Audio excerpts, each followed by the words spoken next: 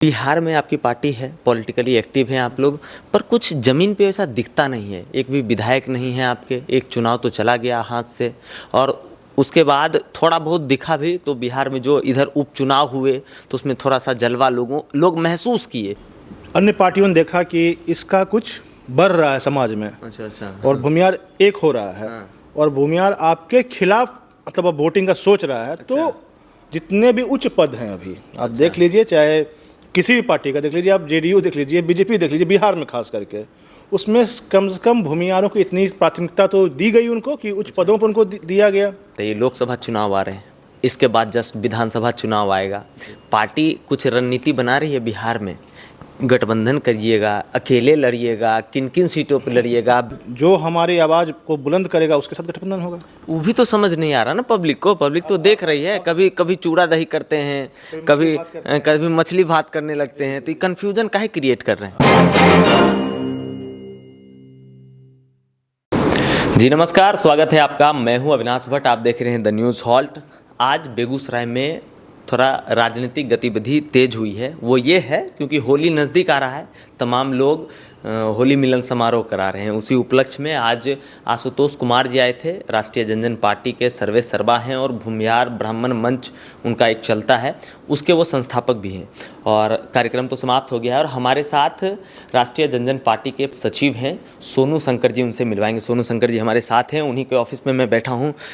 कैसे हैं सर? स्वागत है न्यूज़ हॉल्ट पर। आपका धन्यवाद अविनाश जी, और मैं आपके तमाम दर्शकों को होली की शुभकामनाएं देता हूं कि और होली हम लोग के यहाँ सप्ताह 2 हफ्ता लगातार चलता है। तो होली 8 मार्च को, लेकिन चलता ये 1 महीना प्रेस चलता है, 1 महीने तक चलता है लगभग। वैसे पॉलिटिकल पार्टी वाले जो लोग होते हैं ना भैया, वो इसको मतलब एक क्या कहते हैं, उसको बना के रखा हुआ है कि जब तक होली मिलन समारोह नहीं करेंगे तो मतलब पार्टी का मतलब नहीं हुआ।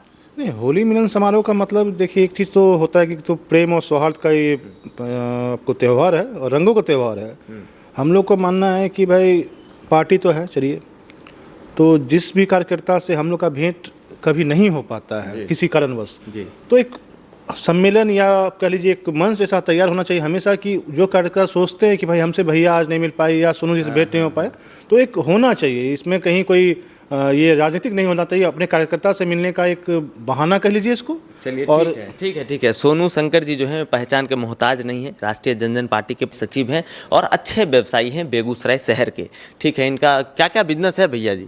बेसिकली आप देखिए तो मेरे पास ये एक पेट्रोल पंप है मास सेल के नाम से, और मेरी 2 कंपनियों में ट्रांसपोर्टिंग चलती है, आईओसी और बीपीसीएल में। ठीक है, तो जिस पार्टी के आप नेता हैं वो पार्टी भूमियारों की बात करती है, ब्राह्मणों की बात करती है, ऐसा कह सकते हैं हम? जी नहीं, क्यों कहिएगा? देखिए, काहे नहीं कहेंगे। इस पार्टी की शुरुआत होने से पहले ब्राह्मण भूमियार एकता मंच का शुरुआत होता है, फिर उसी से आशुतोष कुमार बढ़ते हैं, फिर एक पार्टी खोल लेते हैं, उसमें भी विशेष समुदाय के ही लोग हैं ज़्यादा, तो हम क्यों नहीं कहेंगे? आप एक बात बताइए मेरे को, किस पार्टी का एक कोर वोटर नहीं है? चाहे यादव की, अब लालू जी का आरजेडी जो क्या है, कहते हैं ना लोग कि यादव की पार्टी है जी, भूमियार या हर समाज से लोग उसमें जुड़े हुए हैं जी। आप बीजेपी को देख लीजिए, कहते हैं लोग बनिया की पार्टी है, लेकिन क्या सब तबके का लोग उनसे जुड़ा हुआ है? यादव जी, सॉरी नीतीश जी, कुर्मी महासम्मेलन उन्होंने करवाया, उसमें चीफ गेस्ट थे वो। तो आप ऐसा कहना कि एक जो मंच है भूमियार ब्राह्मण एकता मंच, उससे उभर के एक पार्टी आई है, तो केवल भूमियारों की बात नहीं होगी। वो मंच अलग है और पार्टी अलग। जब पार्टी हो जाती है तो वो हर धर्म, हर समुदाय की बात करती है, हर जाति की बात करती है। और हम लोग कभी ये नहीं कहे हैं कि भाई हम एक विशेष जाति की बात करते हैं। हम सब दिन, मेरा एक मांग रहा है कि सपोज आरक्षण की बात, तो मैं किसी और जाति का आरक्षण खत्म करने का बात नहीं करता हूँ। मैं कहता हूँ मेरा जो वाजिब हक है वो भी मुझे मिले। अच्छा, तो इसमें मैं कहीं गलत नहीं हूँ इस चीज़ में। और आपको, दर्शकों को भी सोचना चाहिए, समझना चाहिए, जो बेगूसराय के हैं, जितने बिहार के जितने भी आपको लोग हैं, इनको समझना पड़ेगा कि एक किसी मंच से तैयार हुआ कोई पार्टी अगर बनता है तो पार्टी हर किसी की बात करेगी, हाँ अपनी भी बात करेगी, इसमें कहीं कोई बुराई नहीं है। बिहार में आपकी पार्टी है, पॉलिटिकली एक्टिव हैं आप लोग, पर कुछ ज़मीन पे ऐसा दिखता नहीं है। एक भी विधायक नहीं है आपके। एक चुनाव तो चला गया हाथ से, और उसके बाद थोड़ा बहुत दिखा भी तो बिहार में जो इधर उपचुनाव हुए तो उसमें थोड़ा सा जलवा लोग महसूस किए, फिर भी कहीं बाजी चला और कहीं हार गए। मैं इस पर अविनाश जी आपको एक चीज़ बोलना चाहता हूँ कि भाजपा जब उसका गठन हुआ था, तो हमको तो लगता है, याद है, उसका 2 सांसद हुआ करता था, धीरे धीरे पार्टी बढ़ी, आज दुनिया के नंबर 1 पार्टी बनी है। तो किसी, अब आपको छोड़ दीजिए, आप एक जन आंदोलन से खड़ी हुई पार्टी, वो कुछ जल्दी में अच्छा कर गई, आम आदमी पार्टी। लेकिन हर पार्टी का एक चलन होता है, और वो मतलब बच्चा बड़ा तो होता है ना, पैर पे अभी हमको लगता है कुछ गलती होती होगी हमसे, ठीक है, सीखते हैं, सीख के ही कुछ, क्योंकि हम लोग जो राजनीतिक तौर पे कभी एक्टिव नहीं थे, अब जाके लगता है कि नहीं, जितनी भी सरकारें बन रही, जितनी भी पार्टियां हैं, उनको एक, जनता को भी एक विकल्प चाहिए। अब उस घिसी पिटी राजनीति को देख के सारे जितने भी पॉलिटिकल पार्टी सब मतलब एक ही तरह जाते हैं, कोई बेसिक बात नहीं कर रहा है आज भी।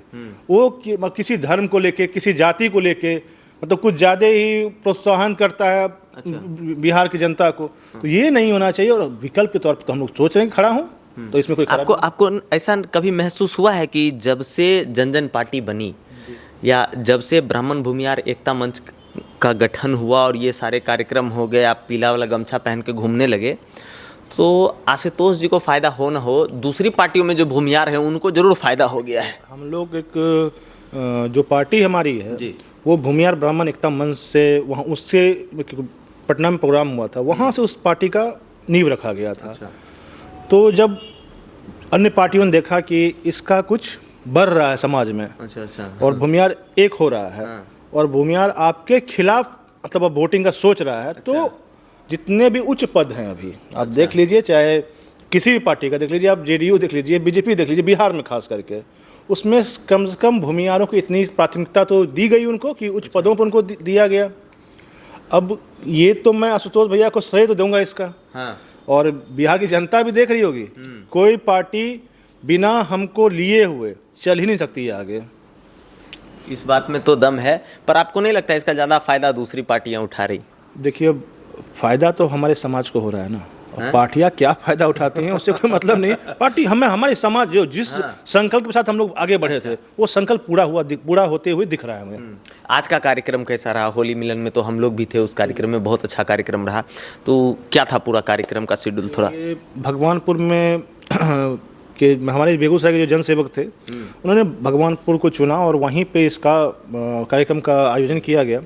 उसमें मुख्य अतिथि के तौर पे आशुतोष जी को ही बुलाया गया था, और प्रोग्राम बहुत अच्छा रहा। और मैं तमाम जो भी ऑर्गेनाइजर थे इस प्रोग्राम के, उनका शुक्रिया करता हूँ कि इतने अच्छे से उन्होंने किया, क्योंकि हम लोग पास आज थोड़ा सा टाइम का कमी था। आशुतोष जी को जाना था बड़बीघा साइड में, वहाँ कुछ सामाजिक कुछ हुआ है, तो एसपी से मिलना था, टाइम दिया हुआ था। आप जानते हैं कि नौकरशाहों का टाइम जो होता है वो काफ़ी मतलब होता है, 4 बजे दिया था, वो 4 बजे पहुँचना है। अच्छा। हम जनता है ना, तो ठीक है, पहुँच जाएंगे सर आपके पास। अच्छा, इसी वजह से वो मतलब नहीं रुके और तेज़ी में निकल गए। खैर, अब हमको एक बात बताइए, लोकसभा चुनाव आ रहे हैं, इसके बाद जस्ट विधानसभा चुनाव आएगा, पार्टी कुछ रणनीति बना रही है बिहार में?